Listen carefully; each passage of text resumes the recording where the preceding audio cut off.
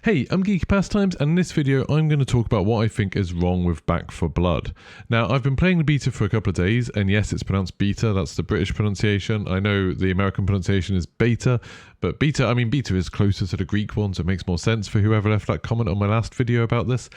But anyway, I've been playing the beta for a couple of days, and I played all the way through the alpha, and I feel like I've got a pretty good grasp of what the game's like. Now, I think a lot of us were hoping that Back 4 Blood was going to be like Left 4 Dead 3. And I don't think it is. I think, if anything, it feels like an alternate universe Left 4 Dead 2. It feels like it's built on some of the ideas for Left 4 Dead 1, and it's gone its own way in terms of like the card system. But beyond that, it's not really doing anything terribly interesting. And this is a real shame, because I'm looking forward to this game. I'll definitely play it when it comes out anyway. I mean, it's going to be on Xbox Game Pass, which is awesome. But it doesn't feel like it's something that's going to hold my attention for a very long time. Now, there's a load of different things in this. First of all, it's not a bad game by any means. Like, it's not terrible. But I think often when we have these kind of games that are spiritual successors to old games we used to love, especially when they're games that came out quite a long time ago, like Left 4 Dead did, I feel like we forget how much gaming has moved on since then, how much progress has been made, that kind of same genre of game, or that same kind of mechanic of you playing co-op where you're going through zombie hordes and stuff's in slightly different locations occasionally, and you kill a bunch of zombies, move on, do an objective, have to fight off a horde, kill a bunch of zombies, loot, scramble, try and find health packs and stuff like that. That's exactly what Left 4 Dead 1 was doing. Like, that's spot on exactly what it was doing. And then we got Left 4 Dead 2, and Left 4 Dead 2 had the bonus of some really sort of like out there maps, and maps that were really, really different to everything else. And obviously the crazy modding support, and the versus mode in it, which let you go through the same maps, but with enemy players playing as the zombies, trying to stop you all over the place, which obviously made the game much more replayable, because the difficulty was put up a huge amount when you've got enemies taking over the special zombies. And it kind of felt like that had a lot more longevity. Now, with Back 4 Blood, so far, out of the maps we've seen, and these are the maps that I've decided to put in the beta, the maps seem very, very basic. They seem very much like the sort of things that were in Left 4 Dead, where, you're going through residential areas, you're going through industrial areas, they're kind of bland. There's a lot of areas that are quite similar, even in the kind of 8 maps that are in the beta at the moment. There's this kind of swampy type area, which I swear you go through it twice. Like, there's 2 bits where you go through it and it feels like it's exactly the same area. And then there's a couple of tunnels that you go through, and the tunnels seem very, very similar to each other. And the fact that the beta's already feeling kind of samey when we've only been able to play the first act does worry me a little bit. It sort of makes me concerned that they're not going to be that creative with the rest of the maps. And I'd love to be wrong. I'd love for the proper game to come out and for it actually to be absolutely crazy, the other acts to be completely different, but I'm slightly worried that it's not going to be. You've also got the fact that, like, this game has a lot of competition now. So when Left 4 Dead came out, it was something completely different. It was really, really new. Then since Left 4 Dead, you've had things like Killing Floor, which are much more focused on kind of horde mode type survival. You've had things like War Z, which, is it World War Z? I think so. And that game, if you haven't tried it because you like the film or something, you should really give it a go. It's actually a lot of fun. And that did something cool and different with, like, the massive hordes of zombies, the ridiculous numbers of zombies that it was throwing at you. This doesn't seem to have that. It doesn't seem to have that kind of unique selling point. Obviously, the card system is the big thing that's really different, and they've done some different thing with weapon attachments and everything.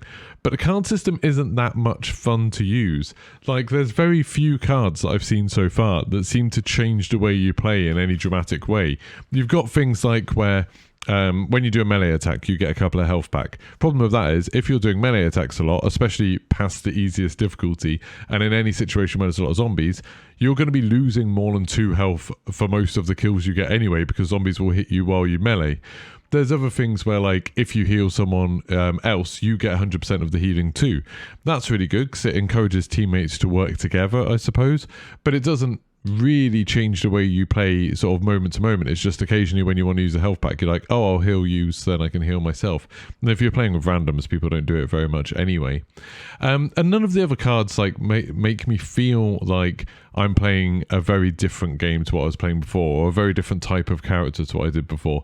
I'm not excited to get a card. I'm not sort of like really hoping like pick up a certain card. Loads of them are just like 10% more stamina or 10% more ammo or 10% more health or things like that, which are just kind of tedious. It actually reminds me a little bit of the old talent trees from World of Warcraft. You know, when you used to have those talent trees which had loads and loads and loads of talents, and each one that you put a point in would just be a sort of percentage change on something.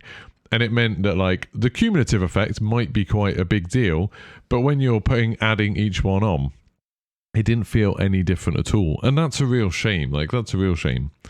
Then there's some other things that Back 4 Blood is doing wrong, I think. So in terms of the actual gameplay, in terms of the things that are like Left 4 Dead, the things that's just got from Left 4 Dead, it doesn't have the same atmosphere Left 4 Dead had. And I think a big part of that is Left 4 Dead used two particular types of special infected really, really well. The first one were the Witchers. Everyone who's played Left 4 Dead remembers the Witchers. They were absolutely bloody terrifying. You know, these sort of like little girl type zombies that would be sitting there crying, but then if you spooked them, if you shot them, if you made a loud noise near them, they would scream, and then you'd get a horde of zombies attacking, and the actual witch herself was super powerful and would come and attack you. That meant when you had quiet moments in Left 4 Dead and you could just hear that crying in the distance, it actually made it genuinely really spooky. And then similarly, when you had the tank ones, I think they're called tanks, the big strong ones, that was really scary because they were so fast and so aggressive. That made it really frightening. The equivalents in Back 4 Blood, there's not really a witch thing. There's like a thing that sort of hides in a wall and jumps out at you a little bit. I suppose that might be a bit like it. That's not scary at all. It's just another annoyance. And there's quite a lot of the special infected in Back 4 Blood, or the special ridden, are just annoyances. They're things that can be a pain. So you've got like the tall boys with the big arms. They take an annoying amount of hits to kill. The boomer bloater type things, they are just kind of annoying because sometimes they spawn really close to you and then there's not much you can do, like if you're in a building or something. And then you've got that massive one that's meant to be the boss one. I think that's meant to be like a dramatic moment, but it's just a bullet sponge. And if there's like a group of you working together, one person can kind of keep aggro while the other three shoot it. And it just becomes something like, you know, a big Borderlands boss or something, where it's just a matter of time until you take it down. It doesn't feel frightening. And I think that's probably the biggest thing that I'm missing with Back 4 Blood, is the idea that there's no real atmosphere in it. There's no real sense of being sort of really, really scared. There's no sense of it being exhilarating when you complete objectives.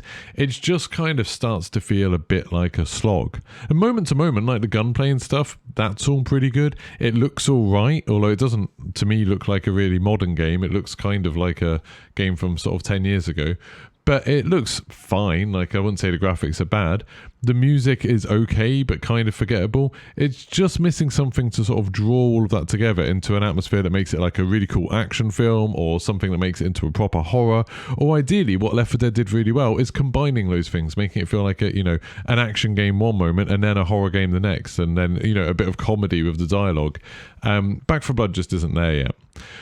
The other big issue that Back 4 Blood is going to face, or I think it's going to face, is that it's coming out when Battlefield 2042 is coming out. So Battlefield 2042 comes out on the 22nd of October, but there is early access if you buy, I think, like the gold edition of it, or you have like the fancy version of EA Play.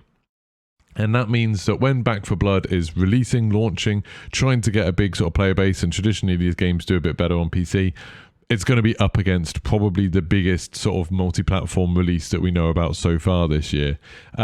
Everyone's going to be talking about Battlefield. Everyone's going to be playing Battlefield. Everyone's going to be streaming Battlefield, making videos for it. I'm very worried that Back 4 Blood is going to get lost in the kind of noise of it, which is a real shame because I was super excited for this game, but I just don't think it's going to end up being that good. So if you think differently to me, if you've got a different opinion, or there's something that you think is really good about this game that I've missed or that I haven't thought about, please let me know in the comments. I'd love to sort of hear why you are hyped about this game, like what's really exciting you about this game. Or if there's another game that you're really excited about that you think I should take a look at, let me know. I'd be really interested. Don't forget to like and subscribe if you liked the video, and I'll see you soon. Goodbye.